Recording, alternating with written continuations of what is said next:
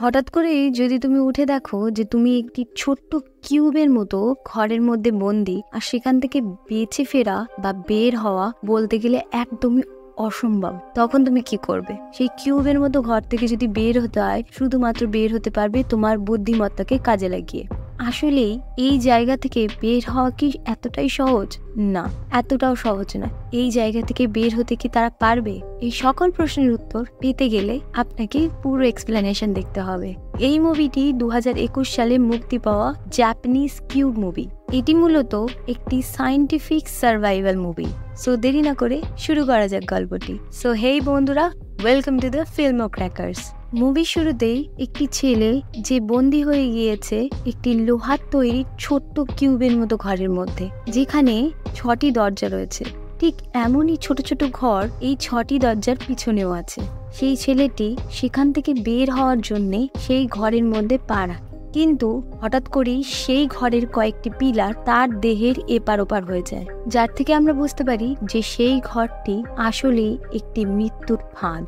এরপরে ঠিক এরকমই আর একটি রুমের ভিতরে আমরা 3 জনকে দেখতে পাচ্ছি, যারা আসলে নিজেরাই জানে না যে কিভাবে এখানে তারা এলো। তাদের কাছে নিজেদের কোনো জিনিসও ছিল না এবং তারা একে অপরকে চিনেও না। তারা হতভম্ব হয়ে এদিক ওদিক খুঁজতে থাকে এবং বুঝতে পারে না যে তাদের সাথে আসলে কি হয়েছে। এরপর হঠাৎ করে ঠিক এই কিউবের মতো ঘর থেকে আর একটি ছেলে তার জুতো ফেলে দেয়, বোঝার জন্যে যে এই রুমটি আদৌ সেফ কিনা। যখন সে বুঝতে পারে যে এই রুমটি একদম নিরাপদ, তখন ওই হিরোশি নামের ছেলেটি লাফ মেরে সেই রুমের মধ্যে ঢোকে। এরপর আরেকটি মেয়েও এই রুমের ভিতরে আসে।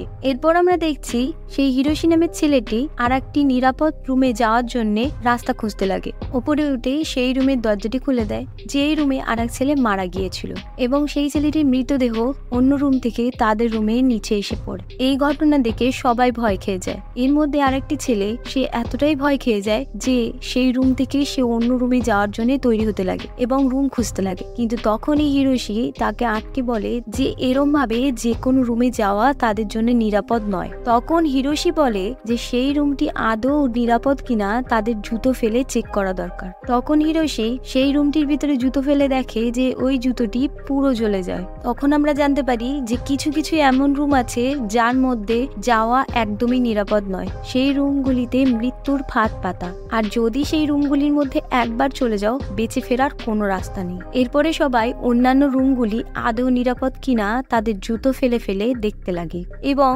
এইভাবেই তারা অন্যান্য রুমগুলো নিরাপদ কিনা চেক করতে করতে আগে যেতে লাগে। তারপরে তারা একটি অন্য রুমে যাওয়ার সাথে সাথে সেখানে একটি বৃদ্ধ লোকের সাথে তাদের দেখা হয়। সেই বৃদ্ধ লোকটি আসলে অনেক বড় লোক, এবং সে অনেকদিন ধরে এই কিউবের মতো ঘরের মধ্যে আটকে ছিল। সে ভাবে যে তারা হয়তো তাকে বাঁচাতে এসছে, কিন্তু যখন সে জানতে পারে যে সেই বৃদ্ধ লোকটির মতো তারাও এই জায়গা থেকে বেরানোর চেষ্টা করছে, তখন সে হতাশ হয়। তারা সবাই এই কিউবের মতো ঘরে ফেসেছিল এবং তারা এই ঘর থেকে মুক্তি পেতে চাইছিল। তাই জন্যে তারা একে অপরকে সাহায্য করার জন্য রাজি হয়ে যায়। তারা সবাই একে অপরকে সাহায্য করতে করতে আগাচ্ছিল। ঠিক সেই সময় তারা লক্ষ্য করে যে দুটো রুমের মাঝখানে 3টে নাম্বার লেখা আছে, যার সঠিক মানে তারা বুঝে উঠতে পারে না। এরপর ঠিক আগের মতোই তারা জুতো ফেলে রুমটাকে চেক করে এবং নিচে নামে, এবং সেই রুমে পা দেওয়ার সাথে সাথেই আগের দরজাটি বন্ধ হয়ে যায়। এরপর সেই ঘরের প্রত্যেকটি আলো নিভে যায়। অন্ধকার রুমের মধ্যে একটি বড় ধারালো প্লেটের ফ্যান তাদের দিকে নিচে আসতে লাগে। তারা সবাই সেখানেই মারা যেত, কিন্তু হিরোশি বুদ্ধিমত্তার সাথে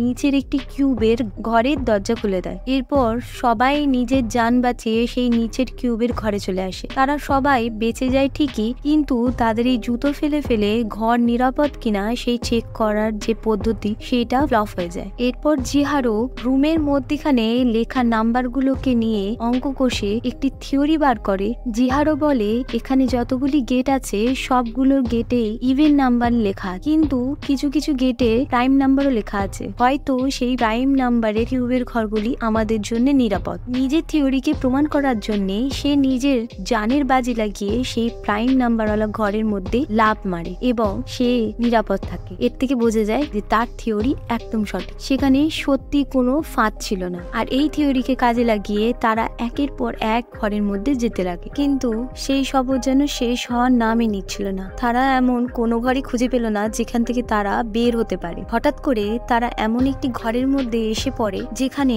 সব দরজাতেই ইভেন নাম্বার লেখা ছিল, মানে সেই রুমের সাথে লাগোয়া এমন কোনো প্রাইম নাম্বারওয়ালা রুমই ছিল না যেটা হচ্ছে নিরাপদ। তারপরে তারা কোনো রাস্তা না পেয়ে আবার ফেরত যাওয়ার চিন্তা ভাবনা করতে লাগে, কিন্তু সেই দরজাটি পার্মানেন্টলি লক হয়ে গিয়েছিল। তখন সবাই জিহারোকে আবার ক্যালকুলেশন করতে বলে। এরপর তারা সবাই একটা একটা করে রুম চেক করতে লাগে, কিন্তু সব রুমগুলোই লক ছিল। খুঁজতে খুঁজতে তারা এমন একটি রুম পায় যেটি সাউন্ড সেন্সরের উপরেই কাজ করছিল। তখন তারা নির্ধারণ করে যে তারা নিঃশব্দে সেই রুমটিকে পার করে অন্য রুমের ভিতরে যাবে, কিন্তু তারা নিঃশব্দে সেই রুমটিকে পারাপারের সময় শেষের একটি ছেলের জুতো পড়ে যায় সেই রুমটিতে, আর সাউন্ড সিস্টেমের কারণে এরপরে সেই রুমের মরণ ফাঁদের যে লেজার সেইটি অ্যাক্টিভেট হয়ে যায়, এবং সেই লেজারের কারণে শেষে আসা সেই বৃদ্ধ লোকটির পা আহত হয়। প্রাইম নাম্বারের থিওরি কাজে লাগিয়ে যখন তারা আবার অন্য রুমে ঢোকে তখন তারা সবাই হতভম্ব হয়ে যায়, কারণ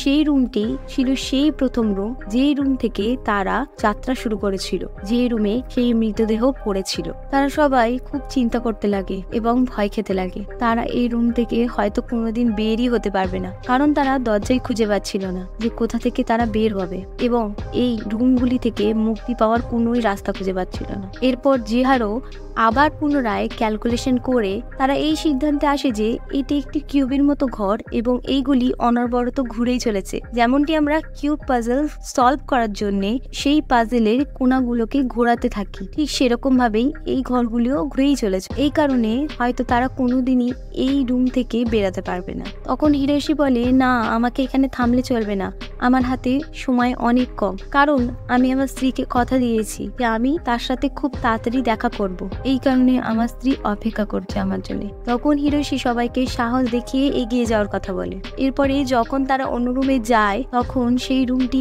এত ভূমিকম্পের মতো নড়তে থাকে। তখন ছোট হিরোশি ঠিক ওই মৃত্যুর ফাঁদালা একটি রুমের মধ্যে পড়ে যায়, যে রুমটিতে ছিল লেজার। সেই লেজার থেকে বাঁচানোর জন্য ছোট হিরোশির সাথে আরেকজন থাকে, যে ছোট হিরোশিকে বাঁচানোর জন্য প্রাণপণে চেষ্টা করে। এরপর হিরোশি সেই দুজনকে বাঁচানোর জন্য সেই মৃত্যুর ফাঁদালা রুমের ভিতরে যায় এবং দুজনকে কোনো প্রকারে বাঁচিয়ে দেয়, কিন্তু তার দুর্ভাগ্য একটি লেজার তার উপরে লেগে যায় এবং সে গুরুতরভাবে নিহত হয়। এরপর তারা হিরোশি মারা যাওয়ার এই ঘটনাতে অনেকক্ষণ ধরে হতভম্ব হয়ে বসে থাকে, কিন্তু এরপর জিহারো আবার পুনরায় একটি নতুন ক্যালকুলেশন বার করে। তখন জিহারো বলে যে সে যেই নাম্বারগুলিকে ইভেন এবং প্রাইম ভাবছিল সেগুলো আসলে ছোট ছোট কিউবের মাত্রা বা আয়তনকে বোঝাচ্ছে। এরপর তারা ক্যালকুলেশন করে এক্স ওয়াই বার করে এবং জিহারো বলে এই এক্স ওয়াই কে যদি আমরা লক্ষ্য করে সেই রুমটিতে যেতে পারি তাহলে আমরা একদম কোনার রুমে যেতে পারবো, যেখান থেকে আমাদের বেরানো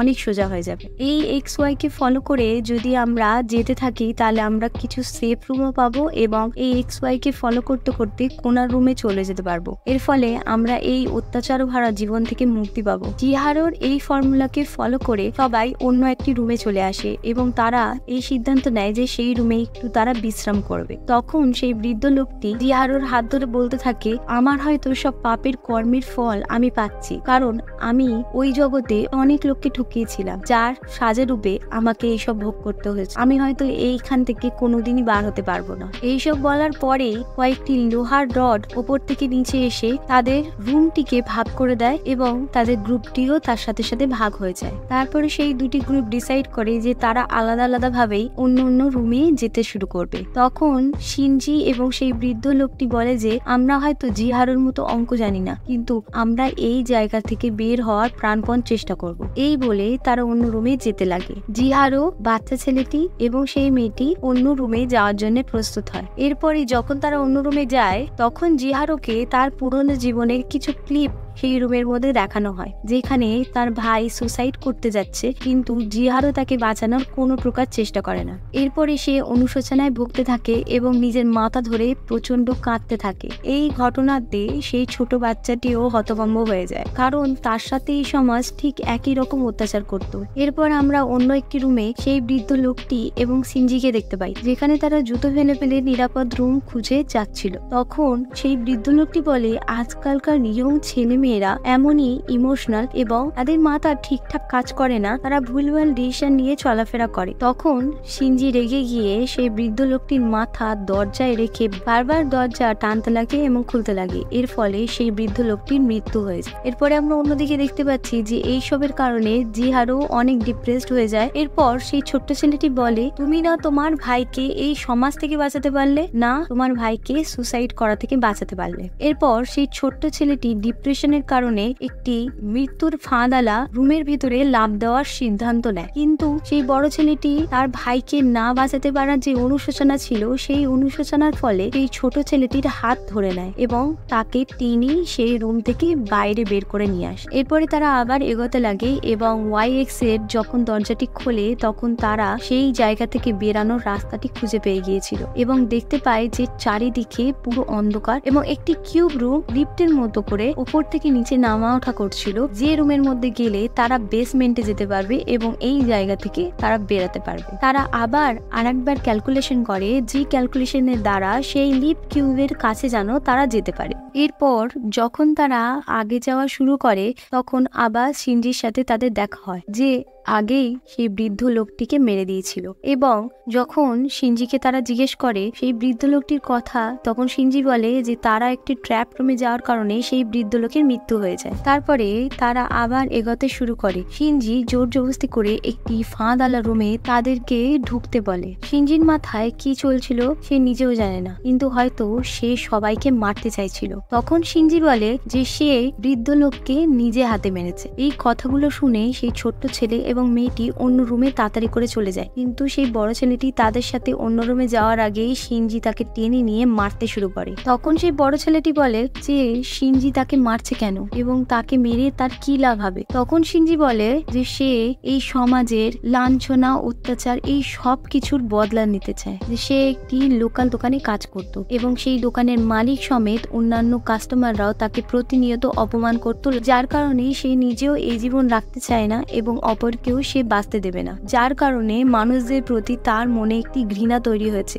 এরপর শিনজি এই বড় ছেলেটিকে গলা টিপে মারতেই যাবে, তখনই সেই বড় ছেলেটি তার ভাইয়ের কথা মনে করতে লাগে, যাকে সে বাঁচাতে পারেনি। তখনই সেই ছেলেটি সাহস দেখিয়ে শিনজির সাথে লড়তে থাকে নিজের প্রাণ বাঁচানোর জন্য। এরপরে শিনজির শক্তির কাছে নিজেকে হার মানার আগেই সেই ট্র্যাপ রুমের একটি মরণ ফাঁদ বেরিয়ে শিনজিকে মেরে দেয় এবং সেই ছোট্ট বাচ্চাটি আর সেই বড় ছেলেটি তাড়াতাড়ি করে অন্য রুমে যাওয়ার জন্য চেষ্টা করে। সেই ছোট বাচ্চাটিকে অন্য রুমে সেই মেয়েটির সাথে পাঠিয়ে দিলেও সে সেই রুম থেকে বার হতে পারে না। তার আগে সেই রুমের মরণ ফাঁদ তাকেও আক্রমণ করে। অবশেষে সেই বাচ্চা ছেলেটি এবং মেয়েটি সেই লিফট কিউবে পৌঁছে যায়। এরপর সেই মেয়েটি ছোট্ট ছেলেটিকে বলে যে দেখো সামনে আলো দেখা যাচ্ছে, যার মানে সেই মরণ ফাঁদ থেকে বেরিয়ে গিয়েছে। তখন সেই ছোট বাচ্চাটি পিছন দিকে ফিরে সেই মেয়েটিকেও তার সাথে আসার কথা বলে। তখন সেই মেয়েটি বলে যে না, আমি অন্যান্য যারা বেঁচে আছে তাদেরকে বাঁচিয়ে নিয়ে আসার চেষ্টা করছি, তুমি চলে যাও। যে বড় ছেলেটি নিজের জানের বাজি লাগিয়ে সেই ছোট্ট ছেলেটিকে